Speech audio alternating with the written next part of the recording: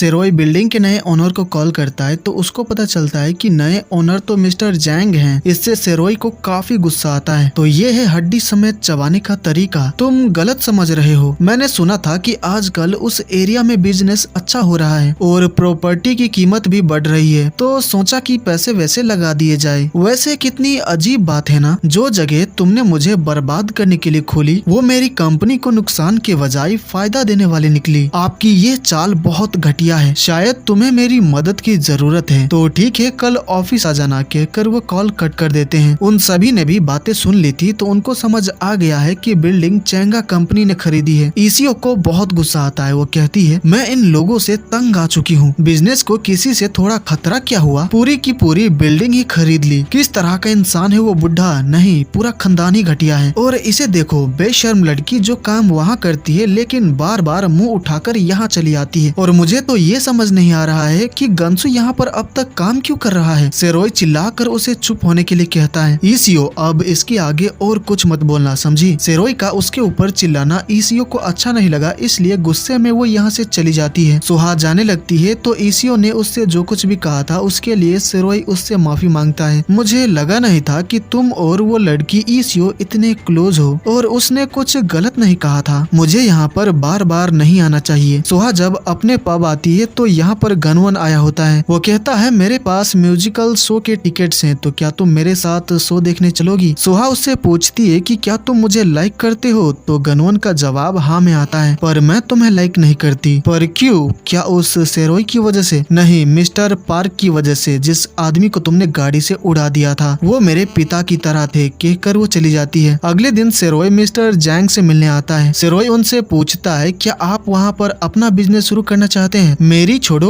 अपनी सोचो। जल्दी से जगह खाली करो वरना मुआवजा नहीं मिलेगा। पता नहीं था कि आप इस हद तक गिर सकते हैं। मुआवजे में तुम्हें खासी रकम मिलेगी। जानता हूँ कि किराएदारों के लिए कई नियम हैं, पर तुम ये भी जानते हो कि मैं कई कानूनी पैतरे जानता हूँ और हारना मेरी आदत नहीं है। आखिर क्या चाहते हैं आप मुझसे? मेरा बेटा गंसू, जिसको तुमने गुलाम बना कर रखा है, निकाल दो उसे। इसका फैसला उसके हाथों में है। मेरे बेटे को काम पर रखकर खुद पर बड़ा नाज होता होगा ना। माफ करिएगा, लेकिन इस तरह की छोटी चीजों को लेकर आपको नाज होता होगा। गंसू का कहना है कि तुम बहुत ताकतवर हो, तो मैं अपने बेटे को ये सिखाना चाहता हूँ कि सही मायने में ताकत किसे कहते हैं और ताकत से दुश्मन को मिटाया कैसे जाता है। तो आपने अपनी ताकत दिखाने के लिए उस बिल्डिंग को ही खरीद लिया। सिर्फ यही वजह नहीं थी। मैं तुम्हारी नस्ल को बहुत अच्छे से जानता हूँ। अगर मैं तुम्हें वहाँ से भगा दूंगा तो तुम अपनी दुकान कहीं और खोल लोगे, लेकिन मैं उस जगह को भी खरीद लूंगा, चाहे उस जगह की मुझे 100 गुना ज्यादा कीमत ही क्यों न देनी पड़े। अच्छा, तो आपकी नजर में इसी को ताकत कहते हैं। मैं बड़ी ही आसानी से तुम्हारी सारी मेहनत और किए कराई पर पानी फेर सकता हूँ, तो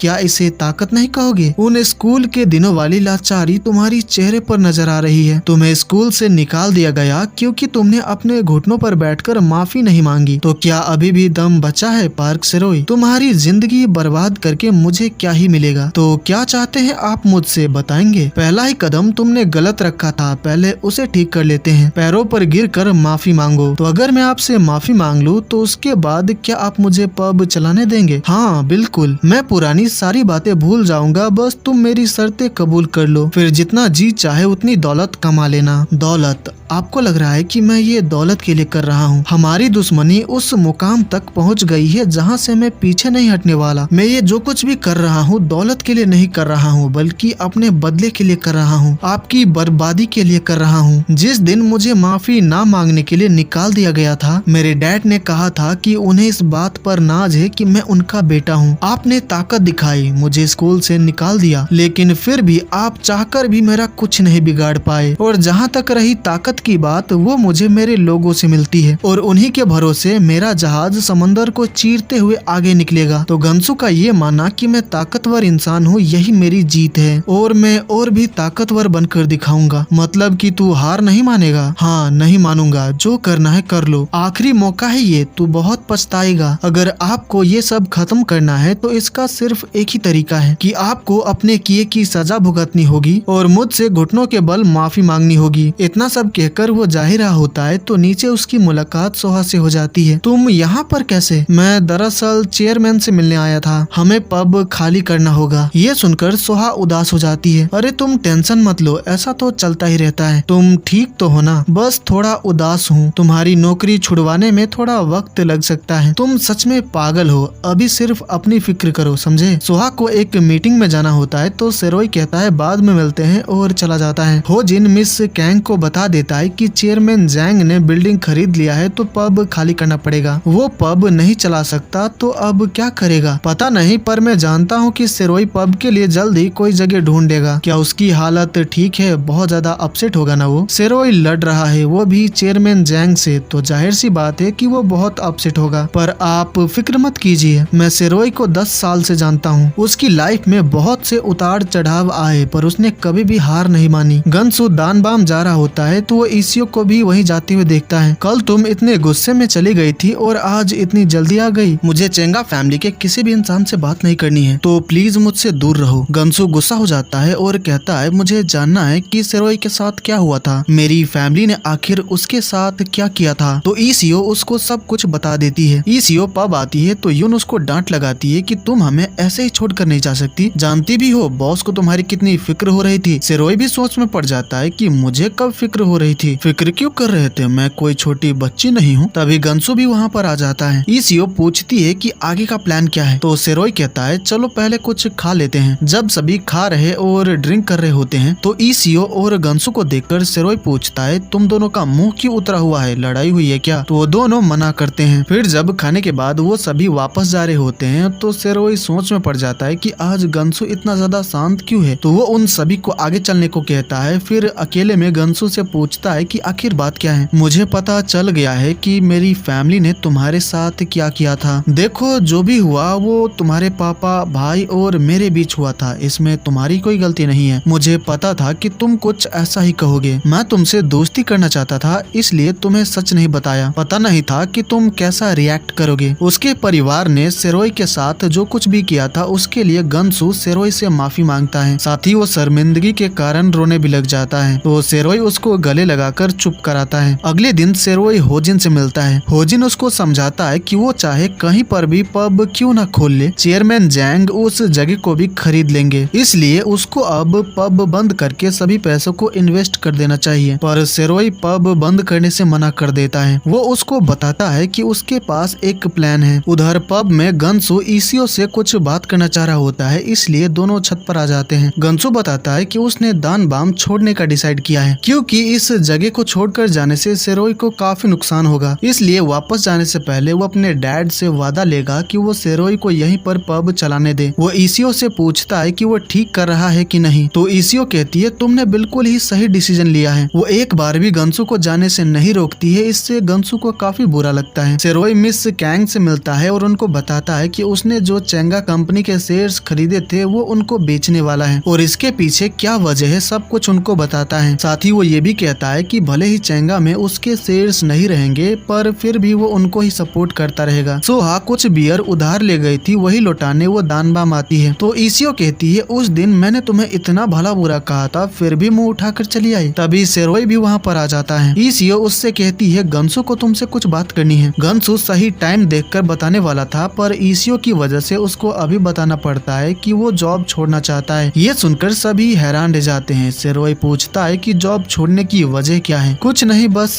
ऐसे ही, और ये हम सबके लिए सही रहेगा। देखो अगर तुम ये जॉब तुम्हारे पापा और तुम्हारे भाई ने जो किया था उस वजह से छोड़ रहे हो तो मैं चाहूंगा कि तुम मत जाओ, मैं तुम्हें अपना छोटा भाई समझता हूँ। गनसू को देखकर ईसियो सोचती है कि कहीं वो अपना डिसीजन ना बदल ले, तो वो कहती है गनसू ने कहा है कि वो अपने डैड से बात करेगा कि वो हमें यहीं पर पब चलाने दे, इसके बदले उसको यहाँ से जॉब छोड़ना होगा। मुआवजा मिलने के बाद हमें नई जगह ढूंढनी होगी, ब्रोकरेज देना पड़ेगा, इंटीरियर डिजाइनिंग करनी पड़ेगी, इसमें लाखों वॉन खर्च होगा। तो अच्छा यही होगा कि हम यहीं पर बिजनेस करें। और गनसू ने जॉब छोड़ दी तो ऐसा हो सकता है। तुम्हें लगता है कि इसका छोड़ना सही है? मुझे लगता है कि इसमें हर्जी क्या है। गनसू को वैसे भी यहाँ पर काम करने में अजीब लग रहा होगा, हमें गनसू की फीलिंग्स की रिस्पेक्ट करनी चाहिए। उसकी बातों से सेरोई को गुस्सा आ जाता है तो वो ईसियो के कपड़ों से मैनेजर का टैग निकाल कर फेंक देता है। ये देखकर वहाँ मौजूद सभी लोग साथ ही ईसियो भी शॉक दे जाती है। तुम यहाँ की मैनेजर होने के लायक नहीं हो। इमोशनल होकर फैसले लेना, तुम कब दिल से फैसला लेना छोड़ोगे? हमेशा ऐसे फैसले लेकर खुद का नुकसान कर लेते हो। फ्रेंचाइजीज खोलनी है, नंबर 1 बनना है, कैसे करोगे ये सब? हाँ, चेंगा कंपनी से जीतना भूल जाओ, तुम किसी से भी नहीं जीत पाओगे अगर इसी तरह फैसला लेते रहे। तुम्हें किसी को खोना नहीं है क्योंकि तुम्हें लगता है कि दान बाम तुम्हारी फैमिली है। तुम हकीकत की दुनिया में आखिर कब आओगे? पार्ट टाइमर को निकालने से प्रॉब्लम सॉल्व हो जाएगी तो सिर्फ उसे रखने के लिए इतना भारी नुकसान क्यों उठाना है? सेरोई चिल्लाकर कहता है, ऐसे नहीं करना है, नहीं करना बिजनेस अगर ऐसे होता है। अगर उनके जैसा बनना होता तो ये काम कभी शुरू ही नहीं करता। लेकिन देखो तुम्हारे साथ क्या हो रहा है, हमें यहाँ से निकाला जा रहा है। सेरोई, मैं नहीं चाहती कि तुम्हें और नुकसान झेलना पड़े। अगर हमें निकाला जा रहा है तो इसमें ऐसा क्या हो गया? चेंगा कंपनी मेरी दुश्मन है और दुश्मन का तो काम ही होता है अटैक करना। मैं उस बात से अपसेट बिल्कुल नहीं हूँ। मैं अपसेट हूँ क्योंकि तुम मुझे समझ नहीं पा रही हो। मुझे लगा था कि तुम मेरी फीलिंग्स को समझती हो, पर मैंने तो ये सब तुम्हारे लिए ही कहा था। पर क्यों? मेरी खातिर तुम उन्हें क्यों निकाल रही हो जो मेरे करीब है, मेरी फैमिली है? मैं तुम्हारी हर बात समझ रही हूँ, लेकिन यहाँ पर मैनेजर मैं हूँ। तुम आदर्शवादी हो लेकिन चेंगा नहीं है। उसने हमें यहाँ से निकाल दिया है और इसकी कोई गारंटी नहीं है कि अगली जगह से नहीं निकालेगा। मैंने इस काम के लिए अपनी पूरी लाइफ दांव पर लगाई है, तो अब तुम्हारी बारी है कि इसका एक परमानेंट सोल्यूशन निकालो। तुम इसकी चिंता मत करो, मेरे पास सोल्यूशन है, मैं खुद की जगह खरीदूंगा। ये सुनकर सभी लोग शॉक्ड जाते हैं। सेरोई के जाने के बाद ईसीओ कहती है वो झूठ बोल रहा है। तुम जानती हो उसे, वो कभी झूठ नहीं बोलता। सुहा को ईसीओ से कुछ बात करनी होती है तो वो दोनों एक कैफे में आ जाते हैं। सुहा कहती है, दान बाम में काम करती हो, क्यों? तुम उसे लाइक करती हो ना? अगर करती हूँ तो क्या? अगर सेरोई उस टाइप का होता जो सिर्फ अपने ही बारे में सोचे तो क्या उसे लाइक करती तुम? बहन क्या कहना है, साफ साफ कह देना। सेरोई का पास्ट तुम जानती हो, वो चीजें वो कभी नहीं करेगा जो चेयरमैन जैंग अपने एम्प्लॉइज के साथ अब तक करते आ रहे हैं। और तुम तो जानती ही हो कि ऐसा बनना कितना मुश्किल होता है। पर सेरोई कभी नहीं बदलेगा, मेरा मतलब उसे कोई बदल ही नहीं सकता। वो कुछ ज्यादा ही स्ट्रॉन्ग है। तो अगर तुम्हें उसके साथ रहना है तो उसे बदलने की कोशिश मत करो, बल्कि हमेशा उसका साथ देने के लिए तैयार रहो। तुम तो मुझसे बेहतर उसको समझती हो ना? शायद नहीं समझती हूँ, शायद इसीलिए मैं उसके साथ नहीं हूँ। सुहा जाने लगती है तो ईसीओ पूछती है, तुमने मुझे ये सब क्यों बताया? पता नहीं, शायद फ्री थी इसलिए। तो मतलब कि उसमें अब इंटरेस्ट नहीं रहा ना? नहीं, कॉन्फिडेंट हूँ इसलिए। मैंने कहा था ना सेरोई मुझे ही लाइक करता है, कहकर वो चली जाती है। ईसीओ जब घर जा रही होती है तो सोहा ने उससे जो कुछ कहा था और सेरोई ने जो कहा था, साथ ही अब तक सेरोई ने जितने भी डिसीजन लिए हैं उन सभी के बारे में वो बहुत अच्छे से सोचती है। जिसके बाद वो गंसू से मिलने आती है और उससे माफी मांगती है। तो गंसू कहता है, तुम हमेशा से रूड थी, बहुत ही मुंहफट लड़की हो तुम, पता है, और सेल्फिश भी, पर तुम जैसी भी हो मुझे अच्छी लगती हो। ये सुनकर ईसीओ हैरान रह जाती है और कहती है, लगता है कि मैंने तुम्हें साफ साफ बताया नहीं है, इसलिए अभी बता रही हूँ। मैं सिर्फ और सिर्फ प्यार करती हूँ सेरोई से, तो प्लीज मुझसे उम्मीदें पालना छोड़ दो, कहकर वो चली जाती है। अगले दिन जब वो दानबाम आती है तो सेरोई से माफी मांगकर सब कुछ ठीक कर लेती है। सेरोई उसको अपने हाथों से मैनेजर का बैज पहना देता है, जिससे उसको काफी अच्छा लगता है। तुम्हारे जैसे लड़के को समझना बहुत मुश्किल काम होता है, पर मैं समझने की कोशिश करूंगी। ये सुनकर सेरोई को काफी अच्छा लगता है। जब मिस्टर जैंग और गनवन को पता चलता है कि सेरोई ने खुद की जगह खरीद ली है, जानकर वो दोनों शॉक्ड जाते हैं, क्योंकि उनको लगा नहीं था कि सेरोई ऐसा कुछ भी कर सकता है। कुछ दिनों में वो लोग नए पब में सारा सामान शिफ्ट कर लेते हैं और सभी डेकोरेशन का काम भी कंप्लीट कर लेते हैं। वहाँ से एक दादी गुजर रही होती है तो पूछती है, क्या तुमने ये पब खोला है? सेरोई उनको हेलो कहता है। तुमने ये जगह क्यों खरीदी? सोच समझकर फैसला लेना चाहिए था ना? ईसीओ उनसे वजह पूछती है। जिसने भी यहाँ पर बिजनेस किया है वो लॉस में ही रहा है। दादी सेरोई को अपना बिजनेस कार्ड देती है, मदद चाहिए हो तो कॉल करना, कहकर वो चली जाती है। रात को सेरोई मिस कैंग से मिलता है और दोनों एक दूसरे से बिजनेस से रिलेटेड काफी सारी बातें करते हैं। बातों ही बातों में मिस कैंग पूछती है, क्या तुम्हें सच में सिर्फ बदला ही लेना है? बदला तो लेना ही है, पर बदले के अलावा आजादी भी चाहिए। मैं चाहता हूँ कि मैं इतना ताकतवर बन जाऊँ कि कोई भी मुझे या फिर मेरे लोगों को नुकसान ना पहुँचा सके, और कोई भी गलत काम करके मुझे या उन्हें एक दूसरे से अलग ना कर सके। मैं ऐसी जिंदगी चाहता हूँ जहाँ मैं अपने फैसले खुद ले सकूँ और मुझे अपने सिद्धांतों की कीमत ना चुकानी पड़े। एक आदर्शवादी की कही गई बड़ी बड़ी बातें, पर अच्छी बातें हैं। तुम बिल्कुल अपने डैड पर गए हो, तो क्यों ना हम ये आजादी साथ में हासिल करें? सेरोई स्माइल के साथ कहता है, ठीक है। अगले दिन सेरोई और सोहा मिलते हैं। सोहा कहती है, तुम दिन ब दिन आगे बढ़ बढ़ते जा रहे हो और मुझे तो हैरानी भी नहीं हो रही। इतनी भी खुश मत हो। सुना है कि उस जगह पर कोई भी कामयाब नहीं होता है, पर तुम तो परेशान नहीं लग रहे हो। हाँ, क्योंकि मेरे लोग मेरे साथ हैं और मुझे उन पर भरोसा है। मुझे जेलस फील हो रहा है कि तुम उनके बारे में कितना सोचते हो। उसकी जरूरत है ना तुम्हें। मैं ईसीओ की बात कर रही हूँ। उसे आए ज्यादा वक्त नहीं हुआ है, लेकिन लगता है जैसे ईसीओ के बिना दान बाम बिल्कुल अधूरा है। इसके अगले ही सीन में हमें दिखाया जाता है कि ईसीओ मिस्टर जैंग से मिलने आती है। मिस्टर जैंग और ईसीओ दोनों ही एक दूसरे को देखकर स्माइल कर रहे होते हैं और यहीं पर ये पार्ट खत्म हो जाता है।